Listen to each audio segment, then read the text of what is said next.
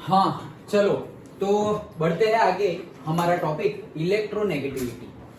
Electronegativity, अब confuse मत हो जाना है। इलेक्ट्रॉन गेन एंथैल्पी अलग बात है, इलेक्ट्रोनेगेटिविटी अलग बात है। अच्छा चलो, तो पहले तो मैं समझा देता हूँ तो तुम्हें याद रह जाए, ट्रिक याद रह जाए, और फिर हम बुक की डेफिनेशन के अकॉर्डिंगली जाएंगे। जैसे कि कोई मेरा एक एटॉम है, ये न्यूक्लियस है और यहाँ उसका इलेक्ट्रॉन घूम रहा है, और वैसे ही कोई दूसरा एटॉम है, ये उसका न्यूक्लियस है और ये उसका इलेक्ट्रॉन है। तो ये इलेक्ट्रॉन का ये न्यूक्लियस के साथ ये प्रोटॉन है और यहाँ पे इलेक्ट्रॉन है, तो फोर्स ऑफ अट्रैक्शन होगा। ये इलेक्ट्रॉन का भी ये प्रोटॉन के साथ फोर्स ऑफ अट्रैक्शन होगा। ये जो फोर्स ऑफ अट्रैक्शन है, ये जो फोर्स ऑफ अट्रैक्शन है, उसी को ही बोलते हैं हम इलेक्ट्रोनेगेटिविटी। समझने के लिए फिर बुक की डेफिनेशन के लिए भी हम अलग से जाएंगे, लेकिन अभी पहले समझ लो हम किसको इलेक्ट्रोनेगेटिव। कोई तुम्हें पूछे इलेक्ट्रोनेगेटिविटी किसकी ज्यादा होगी, तो तुम देख लो कि कहाँ अट्रैक्शन फोर्स ज्यादा होगा। जहां अट्रैक्शन फोर्स ज्यादा वहां इलेक्ट्रोनेगेटिविटी ज्यादा, जहां अट्रैक्शन फोर्स कम वहां इलेक्ट्रोनेगेटिविटी कम। दैट्स इट, एक ही वर्ड में बात खत्म। ओके, क्या? Force of attraction, that's it. तो जहां फोर्स ऑफ अट्रैक्शन ज्यादा वहां उसकी इलेक्ट्रोनेगेटिविटी ज्यादा, जहां फोर्स ऑफ अट्रैक्शन कम उसकी यहां कम है और यहां ज्यादा है। जहां फोर्स ऑफ अट्रैक्शन कम उसकी इलेक्ट्रोनेगेटिविटी कम। एक्चुअल में ये है क्या? फोर्स ऑफ अट्रैक्शन कम मतलब क्या कि इलेक्ट्रॉन, देखो फिर से वर्ड को तोड़ो, जहां पर फोर्स ऑफ अट्रैक्शन ज्यादा वहां पर इलेक्ट्रोनेगेटिविटी ज्यादा, जहां पर फोर्स ऑफ अट्रैक्शन कम वहां पे इलेक्ट्रोनेगेटिविटी कम। अब वर्ड को तोड़ो, force of attraction, force of attraction, force of attraction कहां लग रहा है? इलेक्ट्रॉन के ऊपर लग रहा है। न्यूक्लियस तो जहां है वही है, इलेक्ट्रॉन घूम रहा है ना। ओके, तो फोर्स ऑफ अट्रैक्शन कहां लग रहा है?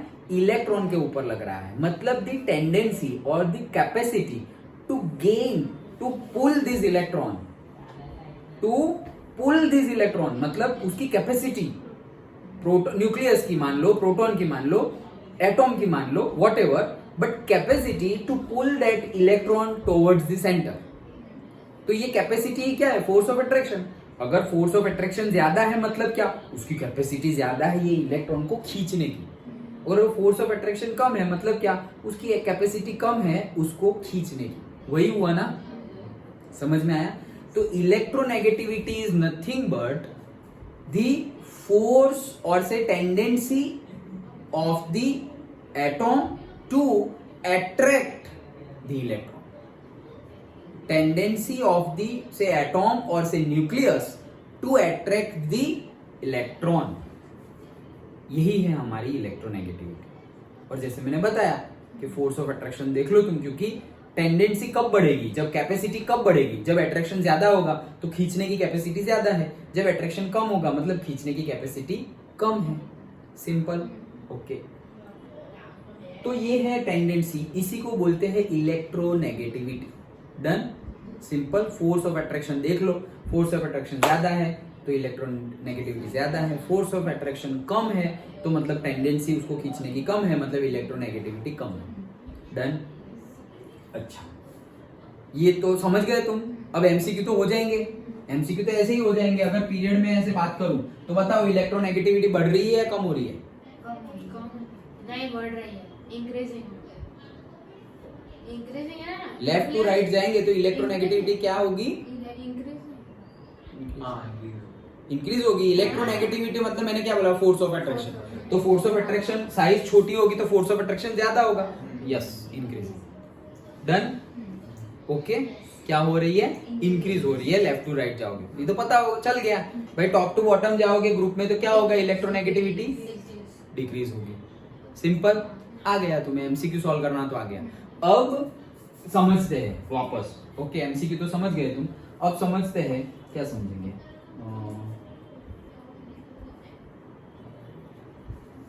इलेक्ट्रोनेगेटिविटी ये हमने समझ ली। चलो, जैसे कि दूसरा एग्जांपल लेते हैं। ये हमारा कोई पार्टिकल है, न्यूक्लियस है मतलब एटॉम है और यहाँ पर इलेक्ट्रॉन है। ओके, वैसे ही यहाँ पर कोई दूसरा मॉलिक्यूल है, उसका भी कौन है, न्यूक्लियस, और उसका भी क्या है, इलेक्ट्रॉन। ये उसकी ऑर्बिट में उसका इलेक्ट्रॉन और इसकी ऑर्बिट में इसका इलेक्ट्रॉन। डन, ओके, समझ में आया? ओके, अब ये दोनों क्या कर रहे हैं, कोवेलेंट बॉन्ड, इलेक्ट्रॉन शेयरिंग कर रहे हैं। तो ये इलेक्ट्रॉन शेयर कर दिया उन्होंने। डन, ये उन्होंने क्या कर दिया, इलेक्ट्रॉन शेयर कर दिया।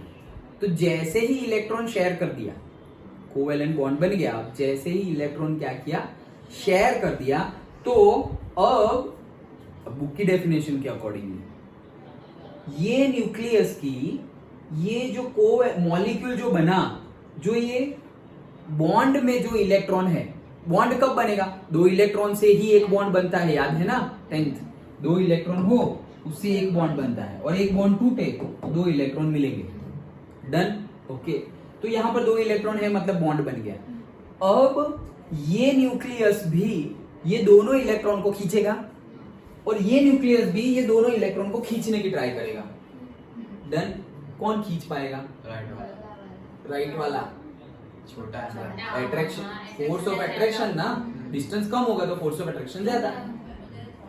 वो बड़ा साइज मत देखो ओके, क्या, force of attraction, distance, force of attraction distance के प्रोपोर्शनल में होता है। डिस्टेंस के प्रोपोर्शनल में मतलब डिस्टेंस जितना कम उतना फोर्स ऑफ अट्रैक्शन ज्यादा, मतलब इनवर्सली प्रोपोर्शनल होता है। डन, अच्छा चलो, तो यही डेफिनेशन यहां बताई है। अब फ्लोरीन के केस में ये फोर्स ऑफ अट्रैक्शन और से इलेक्ट्रोनेगेटिविटी कितनी ली है, 4.0। फ्लोरीन के केस में, क्यों फ्लोरीन की बात की भाई, वही तो है सबसे छोटू, सबसे छोटी साइज। ऐसे जाएंगे पीरियड में तो वही सबसे कम आएगा, फ्लोरीन। और ग्रुप में जाएंगे तो भी सबसे छोटा कौन है, फ्लोरीन ही है। तो सबसे छोटा वो है, अब सबसे छोटा ही वो है, इसीलिए बोला कि सबसे छोटा होगा तो फोर्स ऑफ अट्रैक्शन भी उसका ज्यादा होगा ना। ओके, तो फ्लोरीन का इलेक्ट्रोनेगेटिविटी हमने लिया हुआ है कितना, 4.0। ये कैसे ढूंढा भाई, तो ये रेफरेंस में ढूंढा है, ये ऐसे ही नहीं मिल गया, किसी के रेफरेंस में ढूंढा है। किसके रेफरेंस में ढूंढा है, लिथियम का जो इलेक्ट्रोनेगेटिविटी है उसको एज अ रेफरेंस ले लिया है 1। मतलब लिथियम है, उसका इलेक्ट्रोनेगेटिविटी, उसकी कैपेसिटी अट्रैक्ट करने की, उसका फोर्स ऑफ अट्रैक्शन, उसको क्या मान लिया है, 1 मान लिया है। ये हमने मान लिया है, ओके, एजम्पशन जैसे ही बोल सकते हैं हमने, मतलब साइंटिस्ट ने मान लिया है कि लिथियम का क्या ले लो, 1 ले लो। उसकी कंपेयर में आप सबका फाइंड करो, लिथियम का 1 ले लो और उसकी कंपेयर में सबका फाइंड करो। तो उसकी कंपेयर में सबका फाइंड किया तो सबकी अलग अलग वैल्यू आएगी, 1.2, 1.9, 1.8, और फ्लोरीन की वैल्यू क्या आई, 4। समझ में आया? ये वैल्यू याद रखने के लिए थी, लिथियम के रेफरेंस में निकाला, फ्लोरीन का कितना है, 4। डन, समझ में आ गया? तो बस खत्म टॉपिक। ओके, देखो, हाँ देखो, a qualitative measure of the ability of an atom in a chemical compound, ये केमिकल कंपाउंड बन गया है, to attract the shared electrons to itself is called the electronegativity. Chemical compound बना, उसमें जो शेयर्ड इलेक्ट्रॉन है, वो शेयर्ड इलेक्ट्रॉन को खींचने की ये जो एबिलिटी है, उसी को बोलते हैं इलेक्ट्रोनेगेटिविटी। डन, ये डेफिनेशन, और सिंपली मैंने तुम्हें बता दिया क्या, force of attraction. Done, okay. Unlike the ionization enthalpy and electron gain enthalpy, it is not the measurable quantity। भाई ये मेजर कर सकते नहीं है कि भाई delta H is equals to 400 kilojoule पर मोल, इसे मेजरेबल क्वांटिटी नहीं है। अच्छा, however a number of numerical scales of electronegativity, अब मैं थोड़ा फास्ट जाऊंगा, electronegativity of elements say Pauling scale and Mulliken-Zapp scale, Eldred-Roscoe scale have been developed। okay, तो वो सब स्केल है, डेवलप कुछ नहीं पूछा जाएगा। The one which is the most, ये पूछा जाएगा, the one which is the most widely used is the Pauling scale। क्या, Pauling scale। एक मार्क का क्वेश्चन, कि कौन सा स्केल यूज होता है इलेक्ट्रोनेगेटिविटी फाइंड करने के लिए, तो कौन सा स्केल, Pauling scale। अच्छा, Pauling साइंटिस्ट का नाम है, देखो, Linus Pauling, an American scientist in 1922 assigned arbitrarily a value of 4.0 to the fluorine। Fluorine को असाइन कर दिया वैल्यू कितना, 4.0। 0। किसने? अमेरिकन साइंटिस्ट पॉलिंग ने। ओके, तो पॉलिंग ने ये असाइन कर दी वैल्यू। अब देखो, the ability to attract the electrons, approximate value for the electronegativity of a few elements are given in table हम देखेंगे। चलो देख ही लेते हैं, कहाँ है ये रहा। ओके, तो देखो लिथियम के रेफरेंस में सबका गिना हुआ है। देखो लिथियम का 1 दिखाई दे रहा है। ओके, तो लिथियम का 1, अब देखो 1.5, 2, 2.5, 3, 3.5, यहाँ पे 0.9, 1.2, 1.5, 1.8, 2.1, 2.5, 3 एंड लास्टली फ्लोरीन का है क्या? 4। डन। ओके, तो बस वही ये इंफॉर्मेशन पॉइंट ऑफ व्यू है। तुम्हें ये दो चीज जो याद रखनी है वो मैंने तुम्हें बता दी। सर तो क्लोरीन का क्या? 3 क्या? वो सबकी अलग अलग है, वो तो मेजरेबल है किसके रिस्पेक्ट में। जैसे कि लिथियम का एटॉम है, लिथियम का न्यूक्लियस जो बाहर इलेक्ट्रॉन घूम रहा है उसको कितना फोर्स लगा रहा है, जितना फोर्स लगा है उसको रेफरेंस हमने ले लिया 1। तो सब ऐसा समझ लो कि वो 10 न्यूटन फोर्स लगा रहा है। कितना? 10 न्यूटन फोर्स लगा रहा है, समझने के लिए 10 न्यूटन फोर्स लगा रहा है। तो अभी क्लोरीन जो क्लोरीन है वो 30 न्यूटन फोर्स लगा रहा है। कितना? क्लोरीन का एटॉम मतलब न्यूक्लियस, वो जो बाहर की ऑर्बिट लास्ट वाला इलेक्ट्रॉन जो है उस पे अट्रैक्शन फोर्स कितना लग रहा है? 30 न्यूटन। तो हमने बोला कि अगर 10 न्यूटन को हम 1 लेते हैं तो 30 न्यूटन को कितना लेंगे? तो हम बोल लिया 3 लेंगे। दैट्स इट, एक रेफरेंस पॉइंट ही है। यहां पर हम एटॉमिक साइज और वो सब कुछ नहीं डिस्कस करेंगे क्योंकि ये मेजरेबल है ही नहीं। डन। ओके, तो ये प्रैक्टिकल करके ये सारी वैल्यू तुम्हें जो गिवन है पॉलिंग स्केल की वो दी गई है। ओके, प्रैक्टिकली करके मतलब कि इलेक्ट्रॉन का फोर्स कितना होगा and these are also approximate values, exact values are not there. इसीलिए हमें क्वेश्चन पूछते हैं क्या कि भाई कौन से क्वेश्चन पूछते हैं? पहला कौन सा स्केल यूज करते हैं? पॉलिंग स्केल यूज करते हैं, 1922 अमेरिकन साइंटिस्ट। अच्छा ठीक है, अब फ्लोरीन का उन्होंने डिसाइड कर लिया। कितना था फ्लोरीन का? 4.0। किसकी रिस्पेक्ट में? क्योंकि हम क्या कर रहे हैं, ये कोई मेजरेबल क्वांटिटी तो है नहीं डायरेक्टली, हम रिस्पेक्ट में फाइंड करते हैं, किसी की रिस्पेक्ट में। जैसे हम बोले कि हमारा मास 60 kg है। ओके, तो 60 kg है मतलब किसके रिस्पेक्ट में 60 kg है? तो 1 kg एक है यहाँ पर। 1 kg मतलब इतना, 1 kg को तुम मल्टीप्लाइड बाई 60 करोगे तो जो आंसर आएगा उतना मास तुम्हारा है। ऐसा रिस्पेक्ट में है, हमारा मास किसी के रिस्पेक्ट में है। हमारा मास 60 किसके रिस्पेक्ट में? Theory of relativity. ओके, किसी के रिस्पेक्ट में हम बात कर रहे हैं, इंडिपेंडेंट नहीं है हम। इंडिपेंडेंट है नहीं, क्योंकि बेंचमार्क तो होना चाहिए ना कंपेयर बताने के लिए। जैसे हम बोले कि भाई 1 kg सब्जी दे दो, 1 kg मतलब 1 kg कितना भाई? तो फिक्स कर दिया गया है ऐसा ही सिस्टम में, 1 kg मतलब पर्टिकुलर दिस मच मास। वो हमने फिजिक्स केमिस्ट्री में देखा था हमने कि 1 kg और से मास का यूनिट, लेंथ का यूनिट कैसे डिफाइंड किया है, वो सब देखा था हमने। वो एग्जाम में पूछा नहीं जाता लेकिन मैंने बताया था। ओके, तो that is the thing. Okay, तो यहाँ पर हम बोल रहे हैं कि भाई वो जो 1 kg है ना, उसके रिस्पेक्ट में मेरा मास कितना है? 60 kg। 1 kg के रिस्पेक्ट में मतलब 1 kg मल्टीप्लाई बाई 60 करोगे, that will be equal to my mass. Understood? Okay, चलो। सो रिस्पेक्ट की बात है यहाँ पर। The electronegativity of an given element is not constant, ये कांस्टेंट नहीं होगी। वेयर इज डिपेंडेंट, ठीक है, though it is a measurable not a measurable quantity, it does provide a means of predicting the nature of force. Predict ही कर रहे हैं, सब अप्रोक्सीमेट वैल्यू ही है। हाँ, नेचर ऑफ फोर्स, ठीक है। इलेक्ट्रोनेगेटिविटी जनरली इंक्रीजेस, ये सब पता ही है तुम्हें। खत्म, चैप्टर खत्म। On the same account okay, again entropy and therefore electronegativity directly related to non-metallic properties of the elements. Okay, it can be further extended to say that electronegativity is inversely related to metallic properties of the element. ये सब देखो, ये तुम अभी बताता हूँ। Okay, ठीक है। Similarly, the decrease of the group electron different sense में तुम बोल सकते हो, ठीक है। चलो, तो ये जो बाकी सब कुछ ये जो बताया है वर्डिंग में वो बता रहा हूँ। क्या किया उन्होंने? सब कुछ सम अप कर दिया है। सब कुछ क्या कर दिया है? सम अप कर दिया है। तो हम भी सम अप कर देते हैं कि भाई हम जा रहे हैं लेफ्ट टू राइट और हम जा रहे हैं टॉप टू बॉटम। चलो, तो left to right and top to bottom जा रहे हैं। तो चलो, सबसे पहले एटॉमिक रेडियस इस केस में क्या होगी? Decreasing atomic radius decreasing, correct. Okay, then ionization enthalpy क्या होगी? Increasing increasing. Electron gain enthalpy increasing. Okay, ionization enthalpy, electron gain enthalpy, electronegativity electronegativity increasing. पक्का? फोर्स ऑफ अट्रैक्शन बढ़ रहा है ना, फोर्स ऑफ अट्रैक्शन ही तो देखना है. फोर्स ऑफ अट्रैक्शन बढ़ रहा है तो इंक्रीजिंग. एक ही कम हो रहा है, बाकी सब ये भी रट्टा मार सकते हो कि एटॉमिक रेडियस से ऑपोजिट ही लिख देना है सब कुछ. ओके, लॉजिक समझना इंपॉर्टेंट था. ये तो मैं तुम्हें पहले ही बता देता कि एटॉमिक रेडियस से उल्टा ही आंसर आएगा. ओके, बट लॉजिक समझना इंपॉर्टेंट था. अंडरस्टूड? कि पहले ही बता देता तो मजा नहीं आती ना. फिर इतना सब कुछ हम समझे, तुमने जो दिमाग लगाया वो मजा नहीं आती. तुम तो डायरेक्टली बोल देते एटॉमिक रेडियस कम हो रही है, हाँ वो बढ़ेगा, वो बढ़ रही है, हाँ वो कम होगा, डायरेक्टली बोल दोगे. ओके, बट ये सब कुछ समझना इंपॉर्टेंट था. ओके, कंसेप्ट वाइज समझना इंपॉर्टेंट था कि ऐसा क्यों. ये तो ट्रिक है भाई, ये तो ट्रिक है कि ये कम होगा तो ये बढ़ेंगे, ये बढ़ेगा तो ये कम होगा.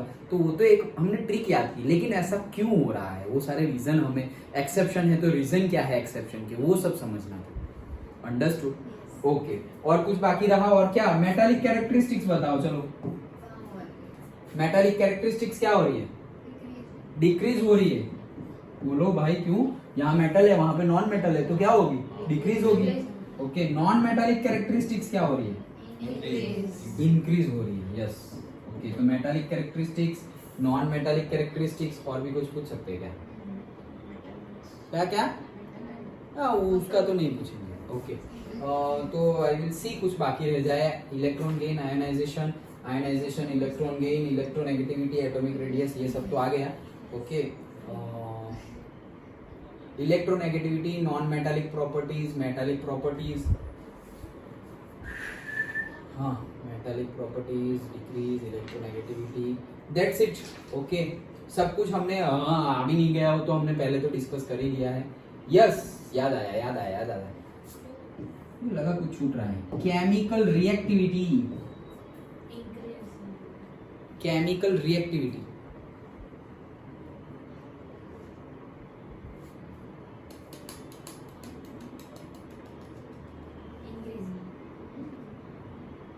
लेफ्ट टू राइट जाएंगे तो केमिकल रिएक्टिविटी क्या होगी?